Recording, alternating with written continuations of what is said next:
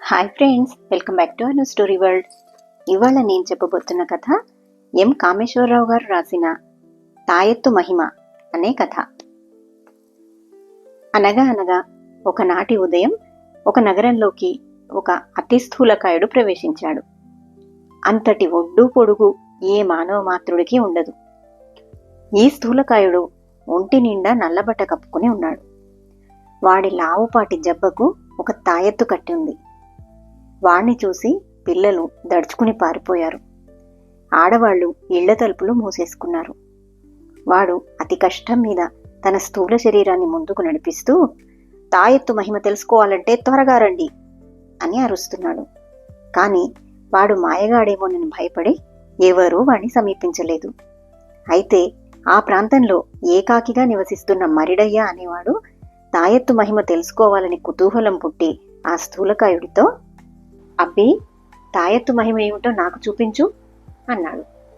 స్థూలకాయుడు మరిడయ్య కేసి ఏగాదిగా చూసి, నా వెంటరా అంటూ మరిడయ్యను ఊరి బయటకు తీసుకుపోయి మర్రి చెట్టు కింద ఆగి తన జబ్బకు కట్టి ఉన్న తాయెత్తు విప్పాడు. అంత పెద్ద జబ్బకు సరిపోయిన తాయెత్తు మామూలు మనిషి జబ్బకు సరిపోయేదానిలాగా చిన్నదైపోయింది. ఓసి, ఇదే నా తాయెత్తు మహిమ అని మరిడయ్య చప్పరించాడు. అప్పుడే ఏం చూశావు? నేను దీన్ని నీ జబ్బకు కట్టి వెళ్ళిపోతాను. నేను నీకు కనబడకుండా పోయినాక గాని దీని మహిమ నీకు తెలియదు. నీవు దీన్ని వదిలించుకోవాలంటే మరెవరి జబ్బకైనా కట్టడం తప్ప వేరే మార్గం లేదు అంటూ ఆ స్థూలకాయుడు మరిడయ్య ఏదో అడగబోతూ కూడా వినిపించుకోకుండా తాయెత్తు మరిడయ్య జబ్బకు కట్టి గబగబా నడుచుకుంటూ వెళ్ళిపోయాడు. వాడు వెళ్ళిపోయిన వైపే చూస్తూ ఉండిన మరిడయ్య తన జబ్బకు కట్టి ఉన్న తాయెత్తును చూసి అదిరిపడ్డాడు. తర్వాత తన శరీరమంతా కళ్ళ చూసుకుంటే వాడికి మూర్ఛ వచ్చినంత పనైంది. మరిడయ్య అతి స్థూలకాయుడైపోయాడు. మరిడయ్య నెత్తి నోరు బాదుకుంటూ ఆ మనిషి వెళ్ళిన వైపే ఆయాసపడుతూ పరిగెత్తాడు. వీధి మలుపు తిరిగేసరికి దూరంగా ఒక సన్నని మనిషి నల్లబట్ట కప్పుకొని పోతూ కనిపించాడు. మరి మరిడయ్యకు తాయెత్తు మహిమ తెలిసొచ్చింది. తాయెత్తును వదిలించుకుంటే స్థూలకాయం పోయి మామూలు మనిషి కావచ్చు. తన ఇంటికేసి తిరిగి వచ్చిన మరిడయ్యను చూసి ఎరిగిన వాళ్ళు నిర్ఘాంతపోయి, ఇందులో ఏదో మోసం ఉందని మేము ముందే అనుకున్నాం. ఆ దరిద్రబోటు తాయెత్తును తెంపి అవతలపారే అన్నారు. వారి సలహా పాటించి మరిడయ్య తాయెత్తును విప్పి దూరంగా గిరాటేశాడు. కాని అది వెంటనే వచ్చి మరిడయ్య జబ్బకు అంటుకుంది. అంతేకాదు, ఇప్పుడది నిప్పులా కాలడం మొదలెట్టింది. మరిడయ్య దాన్ని తీసే ప్రయత్నం మానుకున్నాకే అది చల్లబడింది. మరిడయ్యకు పెద్ద చిక్కే వచ్చి పడింది. నెల పొడుగునా తినడానికి తెచ్చుకున్న తిండి గింజలు 2 రోజులు కూడా రాలేదు. కాయకష్టం చేసుకునే మరిడయ్య కదల్చడానికే సాధ్యం కాని స్థూల శరీరంతో నానా అవస్థ పడాల్సి వచ్చింది. ఒక్క తిండికే తనకున్నదంతా అమ్ముకుని మరిడయ్య తనకిక చావు తప్ప వేరే మార్గం లేదనుకుని ఊరి బయట ఉన్న మర్రి చెట్టు కిందికి చేరి చావు కోసం ఎదురు చూడసాగాడు.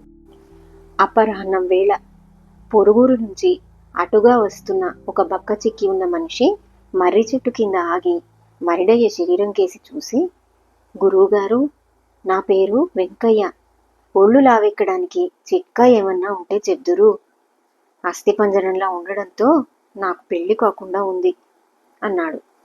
ప్రాణం లేచి వచ్చినట్టయి, అంతా తాయెత్తు మహిమ అన్నాడు మరిడయ్య.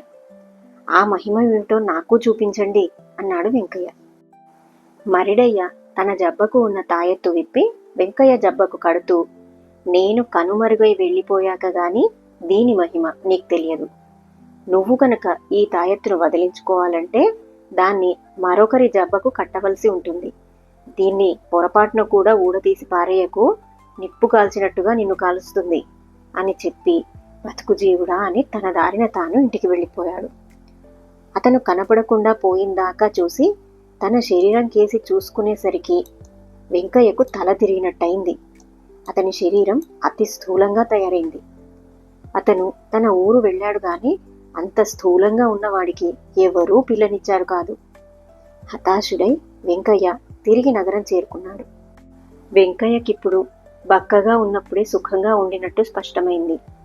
అతనికి కూడా తిండి సమస్య ఏర్పడింది. అతను కాషాయ వస్త్రాలు ధరించి ఇల్లిల్లు తిరిగి ముష్టెత్తుతూ ఎలాగో జీవించసాగాడు. కాని ఆ తిరగడానికైనా అతని స్థూల శరీరం లొంగలేదు. 4 ఇళ్ళు తిరిగేసరికి ఆయాసం వచ్చేది.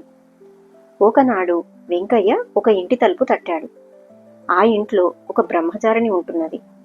ఆమె వికారి కావడం చేత పెళ్లి కాలేదు. ఆమె తలుపు తెరిచి వెంకయ్య కాషాయ వస్త్రాలు చూసి, అందంగా కనిపించడానికి కిటుకు ఏమైనా ఉందా స్వామి అంది. వెంకయ్య బుర్ర మెరుపులా పనిచేసింది. ఓ లేకేం, తాయెత్తు ఉంది అని జవాబిచ్చాడు. ఆ తాయెత్తేదో నాకిచ్చి పుణ్యం కట్టుకోండి అంది బ్రహ్మచారిణి. వెంటనే వెంకయ్య తన తాయెత్తు విప్పి ఆమె జబ్బకు కడుతూ, నేను కనిపించకుండా వెళ్ళిన తర్వాతనే ఈ తాయెత్తు మహిమ నీకు తెలుస్తుంది. దీన్ని వదిలించాలంటే మరొకరి జబ్బకు కట్టడం తప్ప మార్గాంతరం లేదు అని చెప్పి మళ్ళీ ఆమె కనిపించకుండా వెళ్ళిపోయాడు. బ్రహ్మచారిణి లోపలికి వెళ్ళి తన అందం చూసుకోవడానికి నిలువుటద్దం ముందు నిలబడి తుళ్ళిపడింది. అంత నిలువు అద్దంలోనూ ఆమె శరీరంలో 4వ వంతు కూడా కనబడడం లేదు. ఆమె నేల మీద పడి పొర్లుతూ సాయంకాలం దాకా శోకాలు పెట్టింది. చుట్టుపక్కల వాళ్ళందరూ వచ్చి ఆమెను చూశారు. అలా వచ్చిన వారిలో ఆ నగరపు యువరాణి పరిచారిక కూడా ఉంది. బ్రహ్మచారిణిని చూడగానే ఆమె విరగబడి నవ్వుతూ, యువరాణి వారు నవ్వి 4 ఏళ్లైంది. ఆమె ఎంతో విచారంగా ఉంటున్నారు. నిన్ను చూస్తే ఆమె తప్పక నవ్వుతుంది అంది. ఆమె బ్రహ్మచారిణిని ఉద్యానవనంలో ఉన్న యువరాణి వద్దకు తీసుకుపోయింది. ఒక తిన్న మీద విచారంగా కూర్చొని ఉంది యువరాణి. భూతకిలా ఉన్న బ్రహ్మచారిణి వయ్యారంగా నడుస్తూ వస్తూ ఉండడం చూడగానే ఆమె గలగలా నవ్వేసింది. ఇంతకాలానికి నన్ను మళ్లీ నవ్వించగలిగావు, నీలో ఏం మహత్తు ఉంది అని యువరాణి బ్రహ్మచారిణిని అడిగింది. మహత్తు నాది కాదు, తాయెత్తుది అంది బ్రహ్మచారిణి. ఏది ఆ తాయెత్తు ఒక్కసారి ఇలా ఇవ్వు చూస్తాను అంది యువరాణి. కట్టుకుని మరీ చూడండి అంటూ బ్రహ్మచారిణి తన తాయెత్తు తీసి యువరాణి జబ్బకు కట్టి, మరొకరి జబ్బకు కట్టినప్పుడే ఇది మిమ్మల్ని వదులుతుంది అని చెప్పేసి వేగంగా తన ఇంటికి వెళ్ళిపోయింది. బ్రహ్మచారిణి కదలగానే యువరాణి పల్లకి ఎక్కి రాజభవనానికి బయలుదేరింది. కొద్ది దూరం పోయేసరికే బోయిలకు పల్లకి బరువు మోయరానంత అయిపోయినట్టు అనిపించింది. ఇదే సమయంలో పల్లకీలో నుంచి యువరాణి పెద్దగా ఆర్తనాదం చేసింది. ఈ కంగారులో బోయిలు పల్లకిని కింద పడేశారు. పల్లకి విరిగిపోయింది. యువరాణి భూతకిలా లేచింది. పరిచారికలు ఆమెను అతి కష్టం మీద అంతఃపురానికి నడిపించుకుంటూ పోయారు. తన తండ్రిని చూడగానే యువరాణి బావురుమని ఏడుస్తూ జరిగిన సంగతి చెప్పింది. ఒక్కగానొక్క కూతురు. ఈ పరిస్థితి చూడలేక రాజు తాయెత్తును తెంపి దూరంగా పడేశాడు. కాని మరుక్షణమే అది వచ్చి యువరాణి జబ్బకు ఖర్చుకుని నిప్పులా కాల్చసాగింది. ఆమె పడే బాధ సహించలేక రాజు ఆ తాయెత్తును తానే కట్టుకున్నాడు. యువరాణి ఎప్పటిలా నాజూకుగా తయారైంది. కాని రాజు స్థూలకాయుడైపోయాడు.